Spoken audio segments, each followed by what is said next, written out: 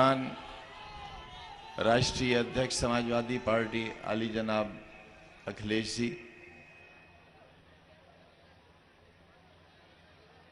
उत्तर प्रदेश के पूर्व मुख्यमंत्री और इस सबसे अलग खास तौर से नौजवानों के बीच, आम लोगों के बीच एक नई जिंदगी, एक नई रोशनी, एक नई उजाले की उम्मीद। क्या हालात हैं आप भी उतना ही जानते हैं जितना मैं जानता हूं, और हो सकता है आप मुझसे ज्यादा भी जानते हो। देश को किन बातों की जरूरत है ये भी आप अच्छी तरह जानते हैं। मैं अभी चंद रोज पहले आपके बीच आया था, अपनी बात कही थी आपसे। उससे पहले भी बहुत बार आया हूं, लेकिन मुझे इस बात को कहते हुए यकीनन दुख है कि हम जब भी अच्छा संदेश लेकर आपके पास आए हैं, शायद हमारी बात आप तक पूरी तरह पहुंची नहीं है। जिन चीजों को लेकर हम चाहते थे कि बदलाव आए, हम धर्म से, समाज से, अपनी छोटी छोटी शिकायतों से, अपने मतलब से ऊपर उठकर भी कभी लोगों के बारे में सोचें, उन लोगों के बारे में सोचें जिनके बारे में सोचने का वक्त नहीं है लोगों के पास। लेकिन मैं नहीं जानता क्या हुआ। मैं तो ये जानता हूं कि आली जनाब मोहतरम मुलायम सिंह यादव जी के साथ, बल्कि यूं कहिए कि जब 1975-1977 की जेल काट कर इमरजेंसी की मैं बाहर निकला, मुझे पैगाम मिला जेल में चौधरी साहब का कि मुझे पार्लियामेंट का इलेक्शन लड़ना है। उन्हें मेरी उम्र का इल्म नहीं था। मैंने उन्हें संदेश कराया कि मेरी उम्र कम है, मैं चुनाव नहीं लड़ सकता। उन्होंने मुझसे कहलवाया कि मैं जिसे कह दूं वो उसको टिकट दे देंगे। मैं जब रामपुर आया तो बहुत भीड़ थी रेलवे स्टेशन पर। बहुत से लोग थे जो मुझे रिसीव करने आए थे। मेरे शाहबाद के सभी धर्मों और सभी जातियों के लोगों, इस बात को बहुत गौर से सुनना, क्योंकि ये बातें वो हैं जो हमारे बाद कल का इतिहास बनेंगी और लोग याद रखेंगे। आज के बिगड़े जमाने में जहां बहुत लालच भरी दुनिया है, कुछ हम जैसे लोग भी पैदा हुए हैं। उसे मेरे एक सगे फूफीजादे भाई डॉक्टर रफीउल्लाह खां, जो बड़े आदमी थे, पढ़े लिखे थे, पैसे वाले थे और रिश्ते के एतबार से मेरे सगे भाई थे, उन्होंने मुझसे कान में कहा कि मैं भी पार्लियामेंट का इलेक्शन लड़ना चाहता हूं। मैंने कहा रफीउल्लाह खां साहब, मैं इस वक्त आपकी सिफारिश नहीं कर सकूंगा। वो रेलवे स्टेशन पर ही बेहोश होकर गिर गए। और जानते हो, जिस आदमी की मैंने सिफारिश की थी अपने सगे खून के मुकाबले में, क्योंकि हमारे सामने देश का भविष्य था, उसूल थे, लोगों के गम थे, जो दुख पहुंचा था देश को, उस दुख के लिए हमें मरहम तलाश करना था। हमने अपने खून के रिश्ते को नहीं चुना। राजेंद्र कुमार शर्मा जो आज हमारे बीच में बैठे हैं, हमने इनका नाम दिया और आज भी कहते हैं कि जितने मेंबर पार्लियामेंट रामपुर में अब तक हुए, इनसे बेहतर, इनसे शरीफ, इनसे ईमानदार कोई दूसरा मेंबर पार्लियामेंट नहीं हुआ। जब मेरे अजीजों दूसरा चुनाव आया, हमारी पार्टियां अलग हो गईं, लेकिन राजेंद्र कुमार शर्मा का चरित्र हमारे सामने था। मुझसे कहा आपने अब क्या करोगे, क्योंकि लोग ये कहते हैं कि मैं मुस्लिम राजनीति करने वाला व्यक्ति था। मैंने कहा शर्मा जी, इलेक्शन आपका लड़ाएंगे। ये हमारी पार्टी से नहीं थे, बगावत की हमने अपनी पार्टी से इजाजत लेकर, क्योंकि आप जानते हैं मुलायम सिंह यादव जी के लिए मैं क्या था, क्या हूं। मुझे याद है जब पार्लियामेंट में रक्षा मंत्री होते हुए पार्लियामेंट में किसी ने कहा कि आजम खान देशद्रोही है, तो रक्षा मंत्री खड़े हो गए और कहा कि अगर आजम खां देशद्रोही है तो मैं उससे पहले देशद्रोही हूं। यह है हमारे रिश्ते, यह है हमारे जीने का अंदाज। राजेंद्र कुमार शर्मा जब दूसरा चुनाव लड़ने के लिए खड़े हुए, पान दरीबे का मैदान रामपुर का गवाह है, हमने राजेंद्र कुमार शर्मा का चुनाव लड़ाया और वहां पर मौजूद मुसलमानों ने मुझसे कहा कि आजम भाई, शर्मा जी का इलेक्शन लड़ाया है तुमने, पीली टोपी ओढ़ लेना। 2 महीने बाद मेरा चुनाव था, शर्मा जी को भी जिताया और अपना चुनाव भी जीता। हम ऐसे लोग हैं। यह है हमारे जीवन का इतिहास।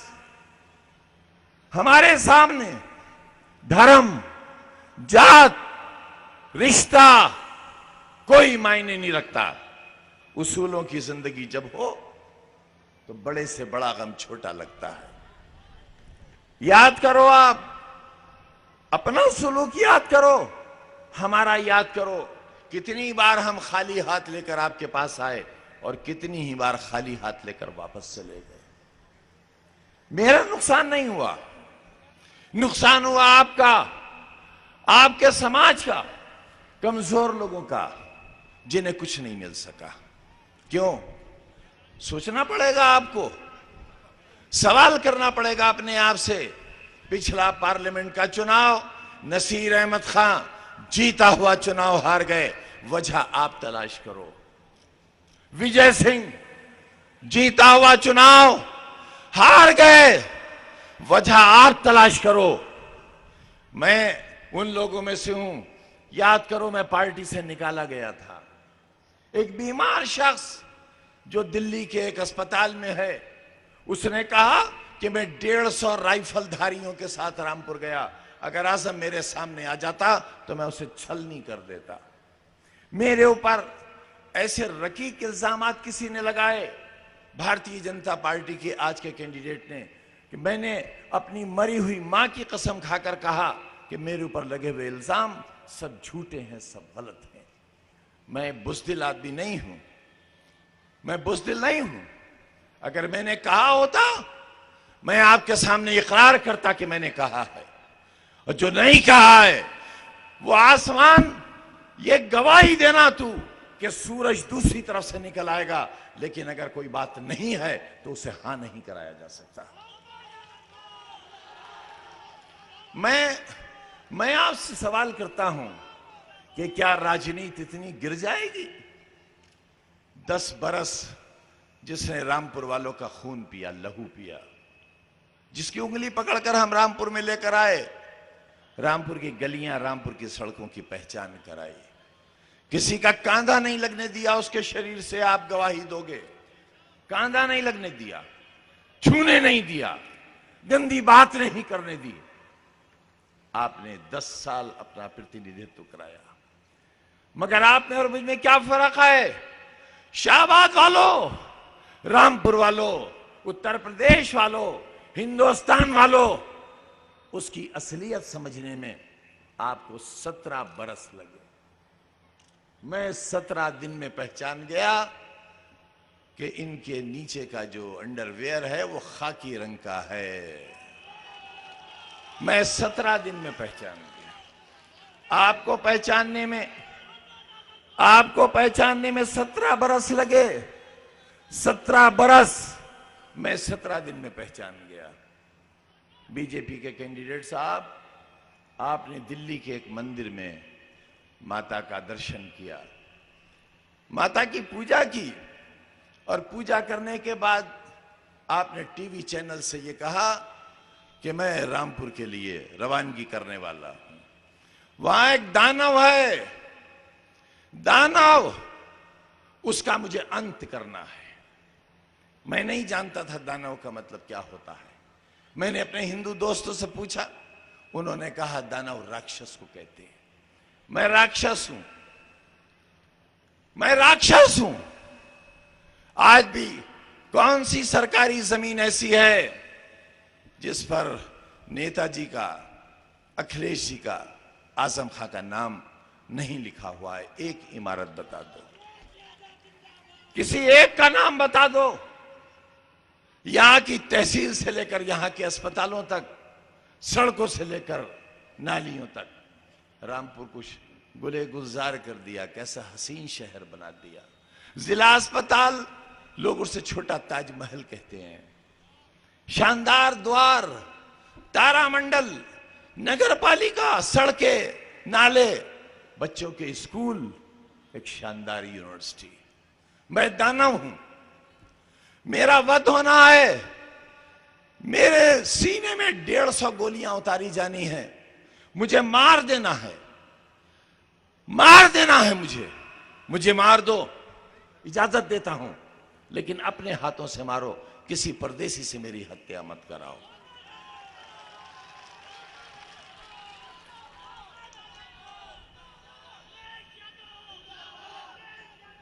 देश का मुकद्दर तुम्हारा इंतजार कर रहा है। 130 करोड़ लोग शाहबाद वालों तुम्हारे फैसले का इंतजार कर रहे हैं। उठो और झूठ बोलने वालों से, धोखा देने वालों से, हिंदुस्तान की सरहदों के साथ नाइंसाफी करने वालों से बदला लो, बदला लो। इन 5 सालों में 5 गुना फौजी मारे गए हैं, शहीद हुए हैं। इन 5 सालों में 5 गुना ज्यादा बेगुनाह मारे गए हैं। इन 5 सालों में 5 गुना ज्यादा लोगों के हाथों में पत्थर आए हैं। क्या गुनाह था उर्दू गेट का? इसलिए कि उसका नाम उर्दू दरवाजा था। क्यों खड़े हो हिंदू मुसलमानों कांधे से कांधा लगाए हुए? क्यों बैठे हो? तुम्हारे मोहल्लों में एक दूसरों के घरों के नंबर क्यों लिखे हुए? मत नफरत करो। एक अफसर आया, अपने साथ 3 अफसरों को और लाया, दहशत मचा दी उसने रामपुर में। उर्दू दरवाजा गिराया, जौहर यूनिवर्सिटी की दीवार गिरवाई, पानी की टंकी का कनेक्शन काटा और 4 साल के बच्चों का कान पकड़कर कुर्सियों से उठाकर टांग दिया। ये कैसी मानवता है? ये कैसा राम राज है? धर्म वालों, ये कैसे धर्म का राज है कि 302 का मुल्जिम अपने हाथ से अपने कत्ल के इल्जाम को खत्म कर लेता है और संवैधानिक कुर्सी पर बैठा है? ये कैसा संवैधानिक देश है? क्या होगा? भारत कहां जा रहा है? देश कहां जा रहा है? हिंदुस्तान की सुप्रीम कोर्ट ने जिसे 1 दिन की सजा दी, वो गवर्नर बना दिया गया। क्या होगा संविधान का? ये चुनाव आखिरी चुनाव होगा। न संविधान रहेगा, न परचम रहेगा, न लोकतंत्र रहेगा। फैसला आपके हाथ है। हमारे जैसे लोग ढूंढोगे तो नहीं मिलेंगे। याद करो, इन्हीं 2 लोगों के लिए हमें समाजवादी पार्टी से निकाल दिया गया था। हमने बगावत नहीं की, हमने शिकायत नहीं की, हमने इंतजार किया और अपने अल्लाह से कहा कि अल्लाह, अगर हम सच्चे हैं तो तू हमारा साथ देगा। हमने कश्तियां नहीं बदली, हमने कश्तियों में सुराख भी नहीं किया। इसलिए आपसे भी कहना चाहते हैं कि जिस कश्ती पर सवार हो, उस कश्ती में सुराख मत करो। और अगर तुम्हारे दुश्मन ने इस कश्ती में सुराख कर दिया है तो कूदना मत। कूदोगे तब भी डूब जाओगे और कश्ती के साथ डूबोगे तब भी डूब जाओगे। लेकिन कश्ती के साथ डूबोगे तो किनारे पर खड़ा हुआ हिंदुस्तान तुम्हारी कुर्बानियों को याद रखेगा। और अगर इस सुराख के डर से कश्ती से कूद कर मर जाओगे, दुनिया तुम्हें बुज़दिल और कायर कहेगी। बुज़दिल और कायर मत बनो।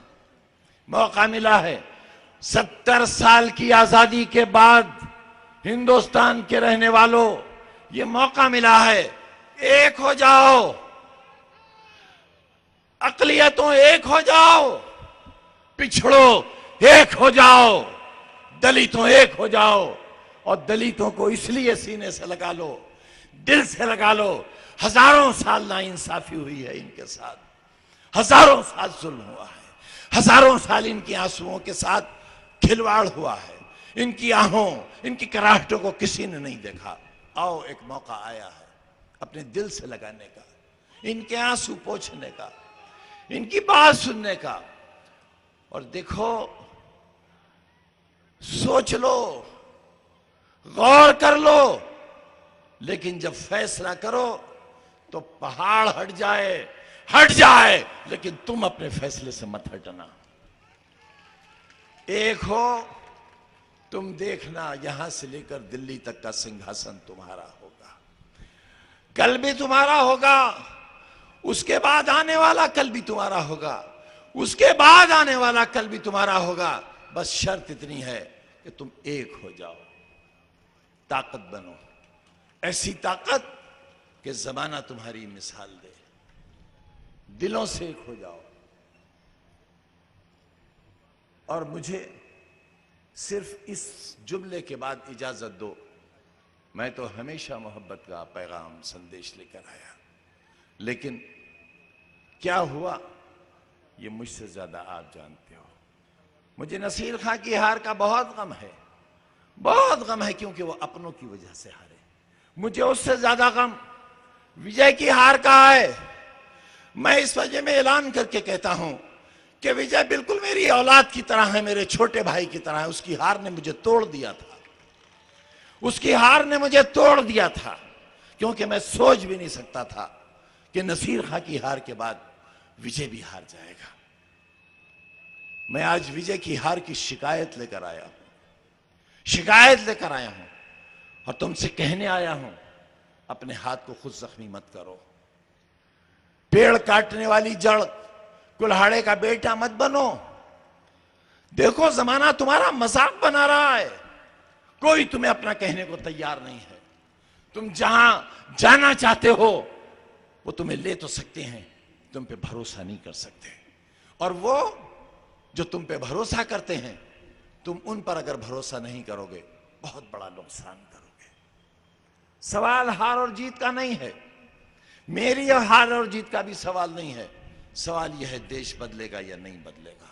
एक आजम खां अगर कुर्बान होता है कुर्बान हो जाए, लेकिन नरेंद्र मोदी का जालिमाना शासन खत्म हो जाए, झूठ बोलने वाले की सरकार खत्म हो जाए, अली को बजरंग बली से लड़ाने वाले, अली को बजरंग बली से लड़ाने वालों का शासन चला जाए, काट डालूंगा, ये कहते हैं संवैधानिक कुर्सी पर बैठे हुए लोग।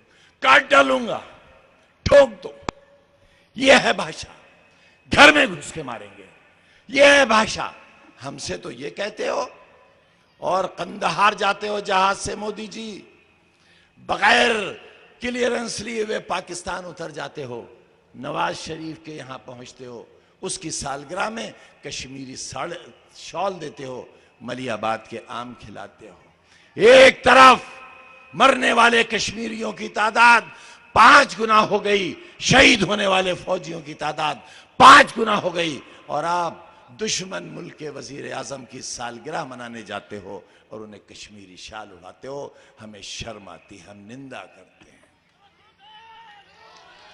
हमें गद्दार कहते हो, हमें गद्दार कहते हो, पिल्ला कहते हो, कुत्ता कहते हो, हरामजादा कहलवाते हो हमें। और आप खुद क्या करते हो, खुद क्या करते हो? जवाब दो। देश के प्रधानमंत्री को देश को बताना पड़ेगा, पड़ोसी मुल्क जो हमारे फौजियों के सर उतार कर ले गया, उसने आपके दोबारा सत्ता में आने के लिए दुआ की है कि आप सत्ता में आओगे तो पाकिस्तान के लिए अच्छा होगा। ये कौन सा आपका गुप्त समझौता है, देश जानना चाहता है। नवाज शरीफ से लेकर इमरान खान तक आपका क्या रिश्ता है, देश जानना चाहता है। सरहदों पर अपनी जान की कुर्बानी देने वाले, उनकी माएं जानना चाहती हैं, उनकी बेवाएं जानना चाहती हैं, उनके बेटे और मासूम बच्चियां जानना चाहती हैं, इमरान खान आपकी आमद का मुंतजर क्यों है बादशाह, ये बताना होगा।